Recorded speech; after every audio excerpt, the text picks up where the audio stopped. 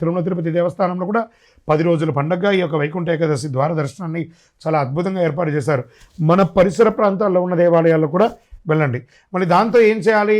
ఈ యొక్క జాగరణ విరమణ తర్వాత ద్వాదశి భోజనం 31 డిసెంబర్ 2025 నాడు ఉదయం విష్ణు పూజ అనంతరం ఆహారం స్వీకరించాలి.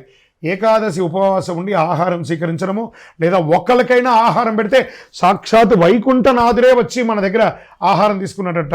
ఒక స్ట్రేంజర్స్, ఒక పేదవాళ్ళకైనా ఆహారం పెట్టాలట. ద్వాదశ భోజనం అంటారు దాన్ని. సో అంత అద్భుతం. దీనివల్ల ఏమొస్తుంది? సంతాన ప్రాప్తి పెరుగుతుంది, ఆరోగ్య ఆర్థిక ఇబ్బందులు తొలగుతాయి, ఆధ్యాత్మికమైనటువంటి వెలుగు జంతలు పెరుగుతుంది. వైకుంఠనాథుడికి ఏ అద్భుతమైనటువంటిది ఏం చేయాలి? ఆ వెంకటేశ్వర స్వామికి ఏం కావాలి? శ్రీనివాస గోవింద, శ్రీ వెంకటేశ గోవింద, వైకుంఠనాథ గోవింద అని ఆ గోవింద గోవింద గోవింద గోవింద నామాన్ని చెయ్యండి చాలు.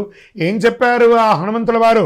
ఎత్ర ఎత్ర రఘునాథ కీర్తనం తత్ర తత్ర ముఖమస్తకాంజలిం బాష్పవారి పరిపూర్ణలోచనం మారుతిని నమతరాంజ. అయ్యా ఆంజనేయ, నువ్వు ఎక్కడ ఉంటావురా అంటే ఆ నారాయణ నామస్మరణ ఎక్కడ జరుగుతుందో అక్కడ కన్నీటి పర్యంతం నేను నమస్కరిస్తూ ఆ నామస్మరణ చేసిన వాళ్ళకి సేవకులుగా ఉంటానన్నారట.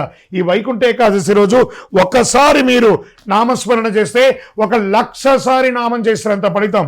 కలవు వెంకటనాథాయ. అలా వైకుంఠనాథుని ప్రార్థన చేయండి, అన్ని రకాల అనుగ్రహం పొందండి. విజయోస్తు.